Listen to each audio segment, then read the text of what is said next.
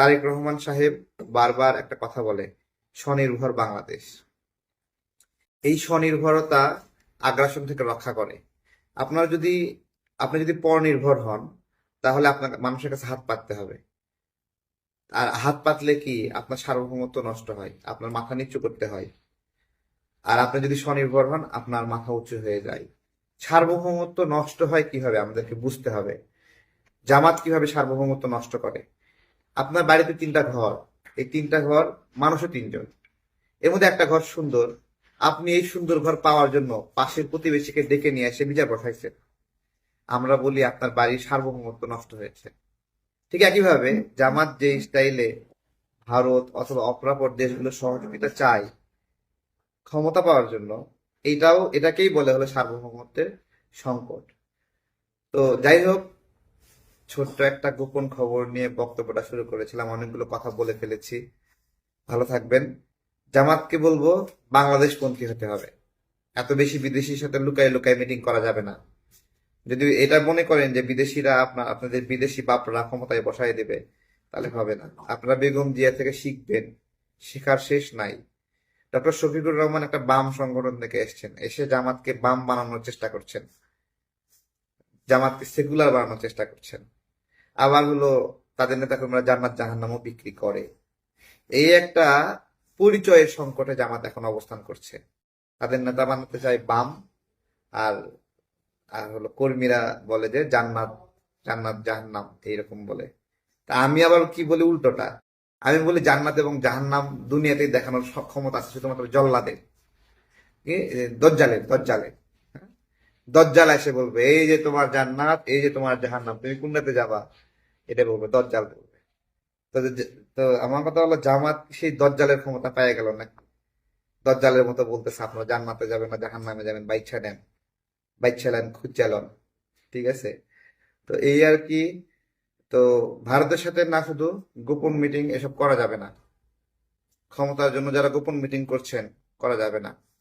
কোটা আন্দোলনের মধ্যেও আমি যখন এটাকে সমন্বয় করেছিলাম, বারবার ইউরোপীয় ইউনিয়ন, এফআইডিএস, বিভিন্ন সংগঠন এসে যোগাযোগ করে। আপনি কোন এই বিদেশি সংগঠনগুলো ভালোর জন্য যোগাযোগ করে না, ওদের একটা ইন্টারেস্ট আছে। তো এইটাই একটা, এগুলো যদি আমরা না বুঝি, ভরসা রাখতে হবে দেশের উপরে, দেশবাসীর উপরে, যেটা বিএনপি রাখে, জাতীয়তাবাদী শক্তি রাখে। তারা কোনো বিদেশি শক্তি গুনায় ধরে না। জামাত যেভাবে বিদেশিদের কাছে মাথা নত করে, দেখবেন বিএনপি এগুলোরে পাত্তাই দেয় না, ধুর, এরকম একটা ভাব। তো এগুলো যদি দেখে, এবং এই জন্য কিন্তু দেখেন জামাতকে সবকিছু করতে হয় কৃত্রিম ভাবে। ঢাকার ভিতরে তারা কি করতেছে, ভোটার নিয়ে আসতেছে বাহির থেকে, ভোটার ট্রান্সফার করতেছে কৃত্রিম ভাবে। হ্যাঁ, তারপরে সোশ্যাল মিডিয়ায় হাইপ তৈরি করতে হবে, কিভাবে করবে, কৃত্রিম ভাবে, ফেক আইডি, ফেক পেজ খুলে খুলে করতেছে। এটাই একটা বিষয় যে ওরা যেহেতু কৃত্রিম ভাবে দায়িত্ব নিছে এগুলো করা, সেহেতু জনগণ আর ওদের পক্ষে, জনগণ মনে করবে যে আছে তো ওদের বট বাহিনী, যে আমাদের সমর্থকরাও এই কাজ আর করবে না, ওদের পক্ষে কথা বলবে না, যে আমাদের বট তো আছে, আমাদের কাজ করে দিবে। আর যাদের যাদের এরকম বট বাহিনী নাই, জনগণ মনে করবে কি জানেন, যে বট বাহিনীগুলো এরকম নোংরামি করতেছে, আমরা তাদের হয়ে একটু কিছু কথা বলি। এটা কিন্তু হয়েছে। বিএনপি কিন্তু জামাতের বটকে সামাল দেওয়ার জন্য আলাদা বট খুলে নাই। ঠিক আছে, আমরাও কিন্তু জামাতকে সামাল দেওয়ার জন্য আলাদা বট বাহিনী খুলি নাই।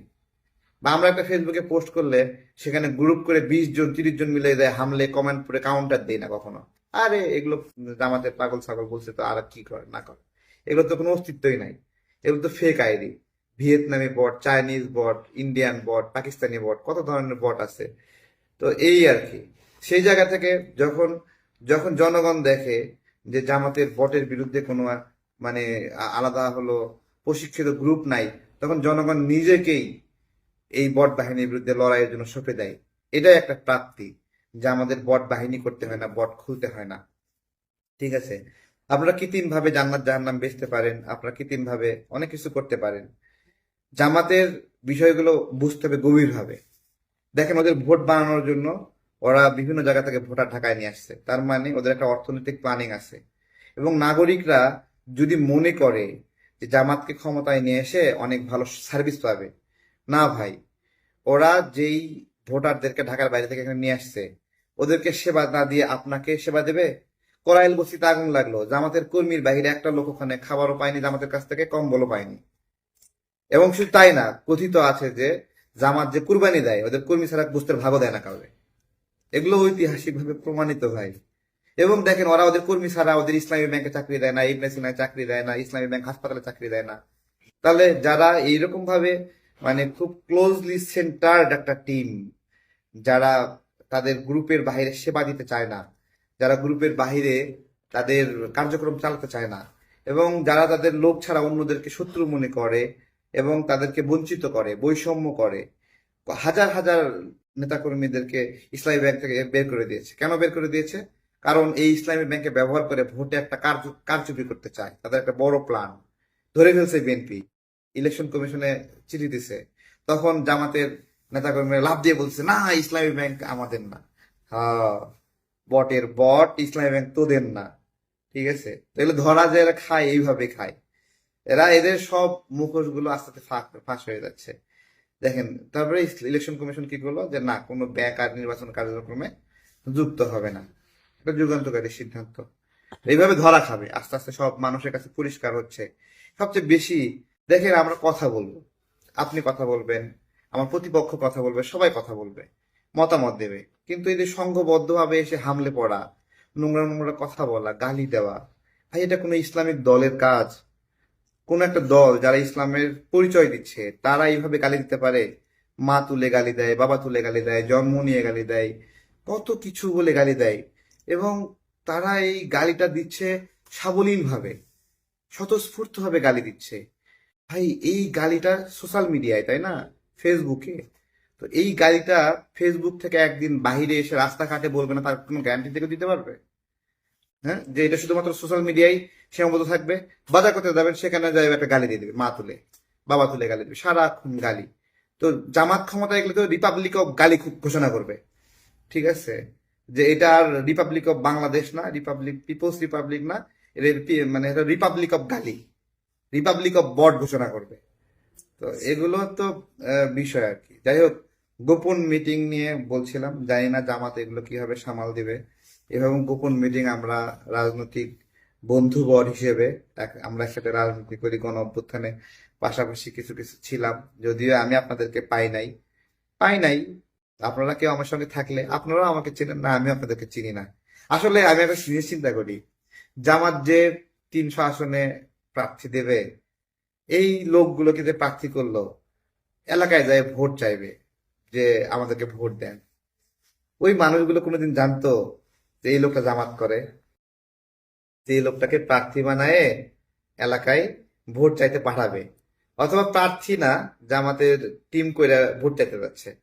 তো ভোট চাইতে যাচ্ছে, হঠাৎ করে একটা লোককে দেখতেছে যে কি দাড়ি পাল্লায় ভোট চাচ্ছে, এলাকাবাসী জিজ্ঞাসা করবে না, বাবা তুমি কবে থেকে জামাত করো, আগে তো কোনোদিন দেখি নাই?